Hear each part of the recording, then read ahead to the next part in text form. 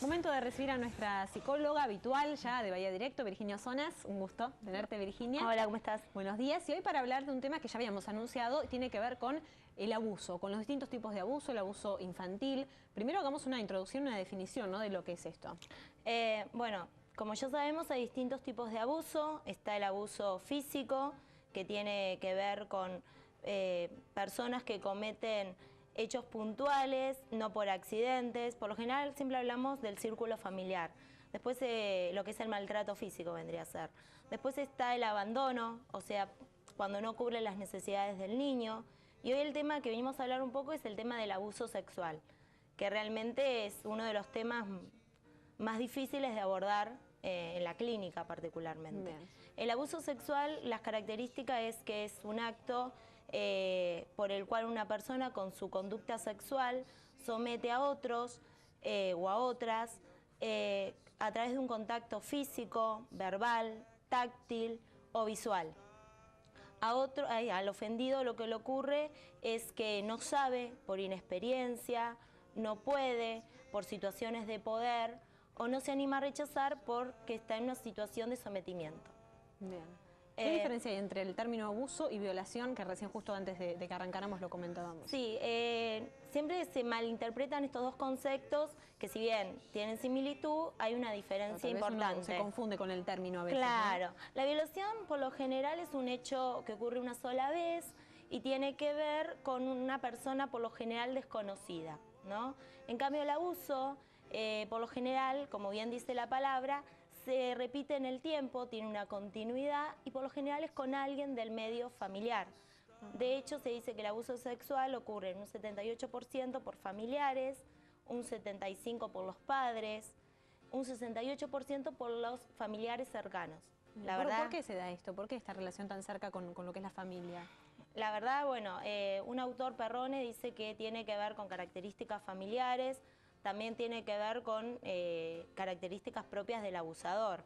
Las características de la familia tienen que ver con que son muy aglutinadas, un aislamiento social, muy autoritario, un consenso implícito rígido se da en la familia, ¿no? Eso sería que están muy unidos, que son se respetan mucho, que hay como una unidad muy fuerte. Sí, es esto de no, como pasa en el maltrato, en la violencia familiar, ¿no? Es que los trapos no se sacan, trapos al sol, ¿no? Bien. Todo en la familia Los se trapos trata de... sucios se lavan en casa. Claro, ¿no? ahí está bien el dicho, dicho. me salía. Entonces, lo que ocurre es que las familias son muy cerradas al medio, entonces cuesta, ¿no?, descubrir esto. Básicamente, llegar a un diagnóstico de abuso tiene que ver con un diagnóstico individual y familiar. Siempre se parte del relato del niño, que el niño puede llegar a la consulta, por lo general un pediatra, de diferentes modos, ¿no? Puede ser por una consulta de otro malestar físico, por ejemplo cefaleas, malestar estomacal, a veces por el relato mismo, que el niño cuenta esto y hay un adulto cercano que realmente lo escuche y le da esa posibilidad de ayuda. ¿Cómo darse cuenta en ese relato que hay algo más? Que hay una situación... Siempre hay que creerle. Yo siempre digo que al chico hay que creerle. Porque tal vez utiliza palabras de un niño, ¿no? Pero uno tiene que saber interpretarlo. Hay una diferencia. Hay dos cosas que pueden ocurrir. Que el abuso se dé por una sola vez y el niño va a presentar síntomas inespecíficos que tiene que ver con una desorganización de la personalidad, porque cumple criterios de lo que es el estrés postraumático. Entonces, lo que va a ocurrir es que este hecho tan significativo para él, como le genera un trauma, lo va a revivir constantemente, a través del juego, a través de los sueños. Por lo general, se evalúa también, después el tema del abuso a lo largo del tiempo. Hay dos características, algunos síntomas que dependen de la edad y otros que no dependen de la edad. Los que dependen de la edad tienen que ver, por ejemplo, temas relacionados a lo sexual, síntomas masturbación compulsiva. Si bien es lógico, en un periodo de la edad, cuando los chicos lo hacen de manera compulsiva o cuando mantienen conductas sexuales con sus pares. También con referencia a la autoridad. Estos niños que a veces mantienen siempre actitudes de sometimiento o de rebeldía. También alucinaciones pueden presentar. Estos chicos cuando dicen, por lo general ven sombras oscuras en medio de la noche, a los pies de la cama, Que Y vienen, todo esto son señales de alerta, ¿no? Exactamente. Signos que uno tiene que tener en cuenta. Y después depende de la edad. Suponete, Bien. los menores de 3 años por lo general presentan problemas en el sueño, en la alimentación, una cierta irritabilidad. Ya en la edad preescolar vendría a haber más somatizaciones, conductas sexuadas, también problemas en la alimentación, en el sueño. Y en la edad escolar, problemas en el aprendizaje, sobre todo se da. Chicos que no pueden seguir evolucionando. Es muy variado, la verdad. Es complejo, es un tema, ¿no? que Sí. tiene mucha complejidad en sí, La ¿no? otra vez Para- habíamos hablado de la depresión. Sí. Uno de los factores que también puede verse, uno de los síntomas, es la depresión. Y estos chicos, en el 70% de los casos, tienen este sentimiento de tristeza, esta apatía, desinterés en las actividades. Y sobre todo algo que les pasa mucho es la culpa y la vergüenza. Y ante la duda, siempre los padres tienen que estar atentos y consultar especialistas, ¿no? Ante cualquier síntoma, por más que Sí. uno crea, bueno, tal vez no es, pero por las dudas consultar. Por lo general, viste, como se da en el círculo familiar y lamentablemente en líneas generales es un padre que abusa, entonces otro Es más difícil todavía. es muy difícil, la verdad Hay que otro obstáculo más. sí. Antes hablamos en el corte de esto de que haya maestras capaz que vean los síntomas y que se animen a denunciar, ¿no? Bien. Siempre protegiendo primero al chico, viendo con qué familiar se puede contar para lograr una red de contención. Porque la verdad, vos fíjate que el adulto que le tiene que brindar cuidado no se lo da. Un autor, Perrone, plantea cómo se da el círculo con el abusador. Que la verdad que lo describe muy bien. Dicen que es el síndrome del el hechizo, un vínculo de hechizo, que se da en 3 etapas. Primero es lo que es la efracción, que el abusador entra en el espacio del chico. Después lo que se da, captación, domina al chico. Y por último, programación, el chico actúa automáticamente. Siempre se da de una forma de un ritual el abuso, siempre se da de la misma manera.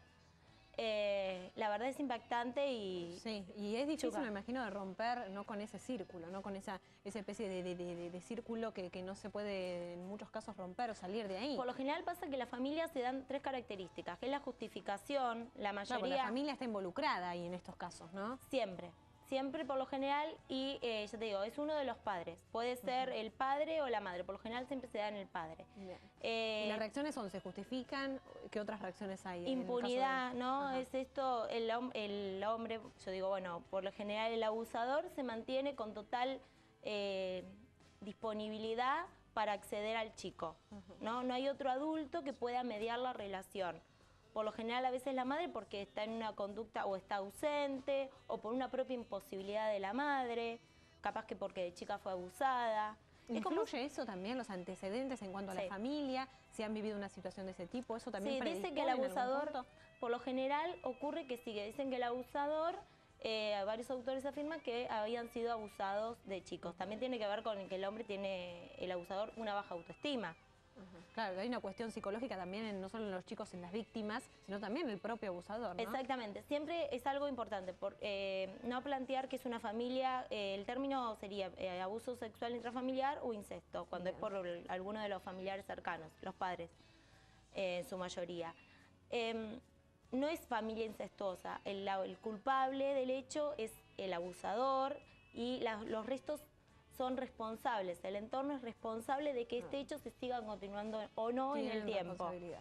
Y sobre todo proteger al niño, me parece que eso es algo clave, Ese de mensaje. ver qué síntomas, qué pasa, sobre todo en la escuela, se puede llegar a ver, o cualquiera que esté en contacto, tiene que ver con los profesionales. Del entorno que rodea a los chicos, en las Sí. escuelas, en los clubes, bueno, las cercanías que puedan llegar Un a tío, a un primo, actuar. alguien que esté viendo esta situación, ¿no? Que vea chicos que ha habido un cambio, lo que planteamos, los distintos síntomas que pueden aparecer, desde llanto, irritabilidad, Estar atentos. trastornos en el sueño, cefaleas, algo fuera de lo común.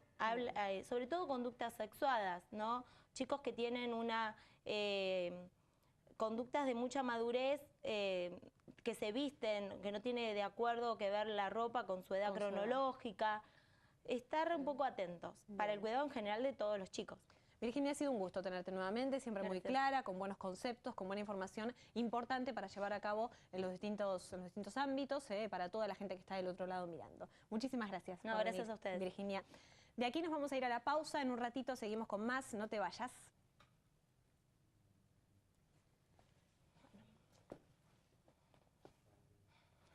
Quedó el